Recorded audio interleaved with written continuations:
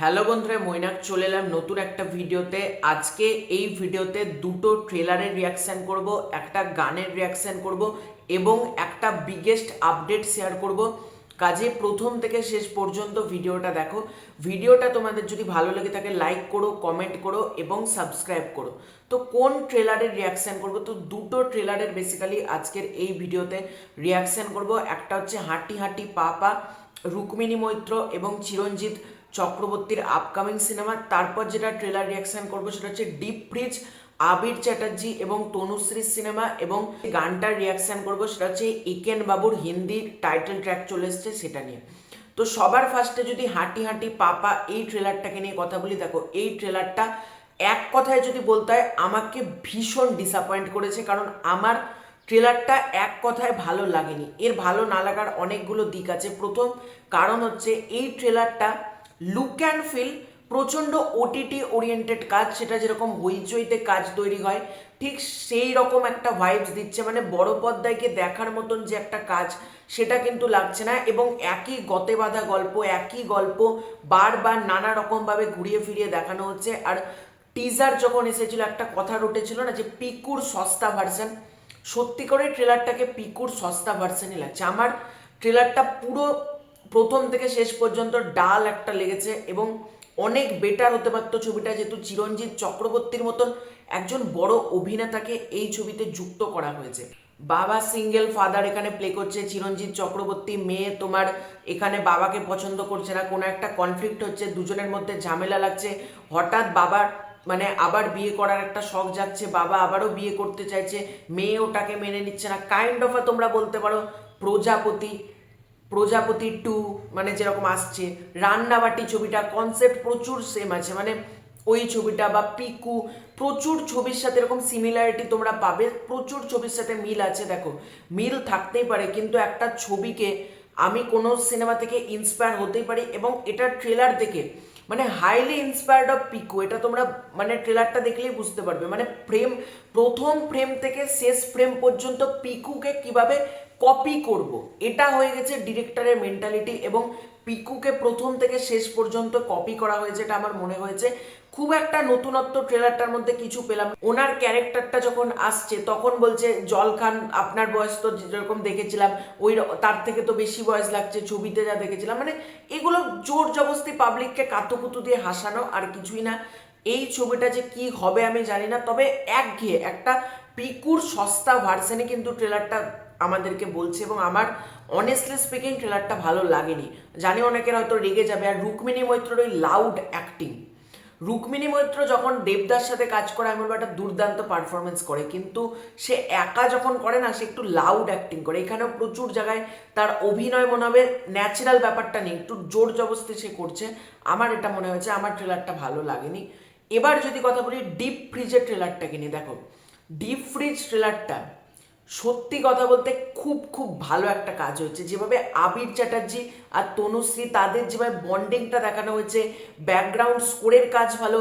এই সিনেমাটাতে বেশ কিছু গান আমি আগে দেখেছিলাম, মানে রিসেন্টলি গানগুলোটা নিয়ে আলাদা করে কথা বলা হয়নি আমার, তো গানগুলো বেশ ভালো। এবং আবির চ্যাটার্জি তাকে তোমরা নতুনভাবে পাবে। মানে আবির চ্যাটার্জি মানে আমরা হয় জানি পুলিশ অফিসার, না হলে জানবো গোয়েন্দা, কিন্তু এখানে তার চরিত্রটাকে যেটুকু যা দেখানো হয়েছে আমার দারুণ লেগেছে, এটুকু বলতে পারি। এবং তোমরা যদি খুব ভালো করে ট্রেলারটা দেখো, ট্রেলারের কালার গ্রেডিং যেভাবে করা হয়েছে মনে হবে যে দেখো কালারের মধ্যে এরকম সচরাচর বাংলা ছবিতে দেখা যায় না। কিছু কিছু জায়গায় কালারের গ্রেডিংয়ের কাজ খুবই ভালো। এবং একটা কথা দেখো, হাঁটি হাঁটি পাপার ট্রেলার দেখে যেমন মাথাটা গরম হয়ে গেছিলো, ডিপ ফ্রিজ থেকে ঠান্ডা জল খেয়ে মাথাটা ঠিক হয়েছে। মানে ডিপ ফ্রিজের ট্রেলারটা ডেফিনেটলি ভালো হয়েছে, ব্যাকগ্রাউন্ড স্কোরের কাজও ভালো। এবং এই ছবিটা জানি একটা ভালো কিছু হয়তো করবে বক্স অফিসে, কারণ কাজটার মধ্যে নতুনত্ব একটা কিন্তু ব্যাপার রয়েছে। যেমন হাঁটি হাঁটি পাপা, এটার মধ্যে কোনো নতুনত্ব ভাইবসটা নেই, কিন্তু এটার মধ্যে নতুনত্ব ব্যাপারটা আছে, যেটা আমি পেলাম ডিপ ফ্রিজের মধ্যে। আমার ট্রেলারটা বেশ ভালো লেগেছে। এরপর যদি কথা বলি একেন বাবুর হিন্দি গানটাকে নিয়ে, তো একেন বাবু তোমাদেরকে আমি জানিয়েছিলাম হিন্দিতে আসতে চলেছে সোনি সাবে, এবং একেন বাবুর জনপ্রিয় টাইটেল ট্র্যাকটা অবশেষে হিন্দিতে ড্রপ করা হয়েছে। কেমন লাগলো দেখো একেন বাবুর হিন্দি গানটা যদি তোমরা শোনো, দেখো অবভিয়াসলি আমি বাংলা গানকে অনেকটা এগিয়ে রাখবো, কারণ বাংলা গানের মধ্যে সেই মজাটা ছিল। হিন্দি গানটাও ভালো হয়েছে, কিন্তু এখানে একেন বাবুর হিন্দি গানটা বেশ ভালো হয়েছে, কিন্তু মানে হিন্দির লিরিক্সটা খুবই ভালো লাগছে একেন বাবুর। এবং দেখো, এটাকে নিয়ে বেসিক্যালি আলোচনা করার কিছু নেই, ওই লিরিক্সগুলো চেঞ্জ করা হয়েছে আর গানের কনসেপ্টটা তো একই, তোমরা জানোই, কেস জমজমাটি, হাঁটি হাঁটি, ব্যাগ গুছিয়ে পরিপাটি, একটু থ্রিলে জাস্ট চিলে একেন, ওটাকেই হিন্দিতে করা হয়েছে, এটুকুই যা। এটা নিয়ে আলাদা করে আর বিস্তারিত কিছু বলার নেই, তবে গানটা ভালো হয়েছে।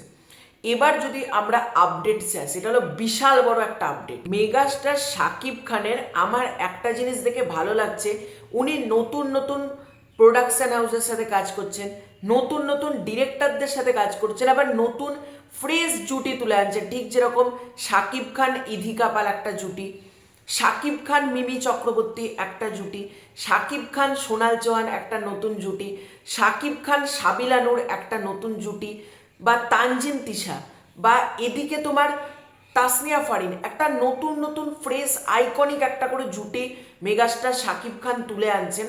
ঠিক একইভাবে তোমরা জানো মেগাস্টার শাকিব খান ঈদুল আজহাতে আনতে চলেছেন রকস্টার এবং সান মিউজিক অ্যান্ড মোশন পিকচার্স, যারা সোলজার ছবিটাকে প্রডিউস করছে, যারা হাওয়া, মনপুরার মতন ছবি বানিয়েছেন, তারা সোলজারকে প্রডিউস করছে, তারাই কিন্তু এই ছবিটাকে প্রডিউস করছে। এবং এই আপডেটটা আমি গতকালকে দিয়েছিলাম, এবং এই ছবিটার খুব সম্ভবত টেন্টেটিভ টাইটেল যেটা ধরা হচ্ছে সেটা হচ্ছে রকস্টার।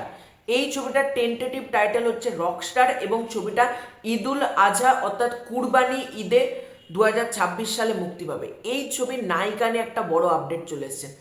এই ছবিতে মেগাস্টার শাকিব খানের অপোজিটে আমরা দেখতে পাবো মেহজাবিন চৌধুরীকে। মানে এরকমই আপডেট উঠে আসছে। দেখো, মেগাস্টার শাকিব খানের নায়িকা নিয়ে অনেক সময় অনেক রিউমার, অনেক বাজ ওঠে, কিন্তু আজকে সকাল থেকে আমি দেখছি প্রচুর জায়গা থেকে এরকম পোস্ট করা হচ্ছে মেগাস্টার শাকিব খানের অপোজিটে আমরা মেহজাবিন চৌধুরীকে দেখতে পাবো। এবং পরিচালক অর্থাৎ আজমান রুসো, সে কিন্তু নাকি অলরেডি মেহজাবিন চৌধুরীর সাথে কন্ট্যাক্ট করে ফেলেছে, এরকমও কিছু জায়গাতে লেখা হচ্ছে। এবার দেখো, আমি এটাকে আপাতত বাজ, রিউমার, বা এটা ইনিশিয়াল স্টেজে আছে আমরা বলতে পারি। অফিসিয়ালি মেহজাবিন চৌধুরী আছে এটা আমরা এখনই বলতে পারবো না, আরও কিছু সময় যাক, আরও যখন 2-3 মাস 4 মাস যাবে তখন আমরা এক্স্যাক্টলি ব্যাপারটা বুঝতে পারবো যে কোন পর্যায়ে যাচ্ছে। এবার তোমরা যদি বলো শাকিব খান মেহজাবিন চৌধুরীর জুটিটা কেমন লাগবে, আমি বলবো এক কথায় দুর্দান্ত হবে কিন্তু এই দুজনের কম্বিনেশন, এবং সেটা ডেফিনেটলি ভালো হবে। এবং মেগাস্টার শাকিব খান, তাকে রোম্যান্টিকভাবে আবারও পাওয়া যাচ্ছে, প্লাস সে একজন রকস্টার, সে একজন গায়ক। আমি তো দেখার জন্য খুব খুব এক্সাইটেড আছি। তো তোমাদের এই পুরো এন্টায়ার বিষয়টাকে নিয়ে কি মতামত কমেন্ট করে জানিও। চ্যানেলে নতুন হয়ে থাকলে চ্যানেলটাকে সাবস্ক্রাইব করে দিও। খুব শীঘ্রই দেখা হচ্ছে নতুন কোনো ভিডিওতে, ততক্ষণের জন্য বাই।